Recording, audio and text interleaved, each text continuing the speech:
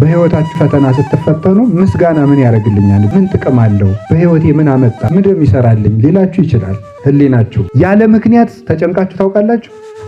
ምን እንደሆናችሁ ሳታውቁት ዝም ብሎ ብዥ ያለ ነገር ማለት ነው። በምን እንደተናደረችሁ ሳታውቁት ደርሳችሁ ታቆርፋላችሁ። ብዙ ሰው ይቸገራል፣ መፍትሄ እያጣ ነው። ቆስላችሁ ቁስል የሚያጥብ እንባ የሚያብስ ዘመድ ባይኖራችሁ ጠያቂ በሌለበት ዘመድ፣ በር ከፋች በሌለበት በር የከፈተ ኃይል ምስጋና ነው።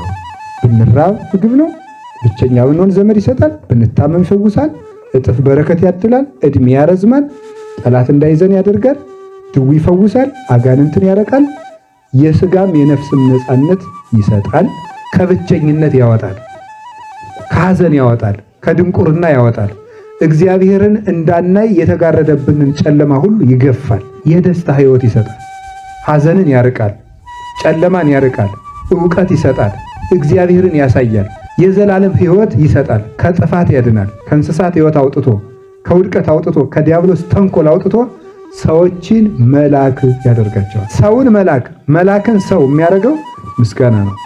ይህን ጥያቄ ሲጠይቃችሁ ህሊናችሁ ይሄን መልስ እንድትመልሱ። አንዳንድ ጊዜ ሰይጣን አለ አይደል? የትም ስንሄድ ዝም ብሎ መዘጋት፣ ቢሮም ስትሄዱ የከፋ ፊት፣ ቤትም ስትመጡ የከፋ ፊት፣ እንደው ደግሞ ልሳፈር ስትሉም የከፋ ፊት ያለው ባጃጅ የሚያመናጭቅ፣ እንደው የትም ነው የሚዘጋብኝ እኔ እንላለን። አንዳንድ ቀን ምን እናድርግ ስትሉ እዚያ ቁጭ ብላችሁ አትቆዝሙ።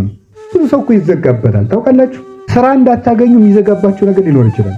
ሰይጣን ለማንም ሰው እየሄደ በር ይዘጋል። ትዳር ሊዘጋባችሁ ይችላል። እንዳትቀጠሉ ሊዘጋባችሁ፣ በረከት ሊዘጋባችሁ ይችላል።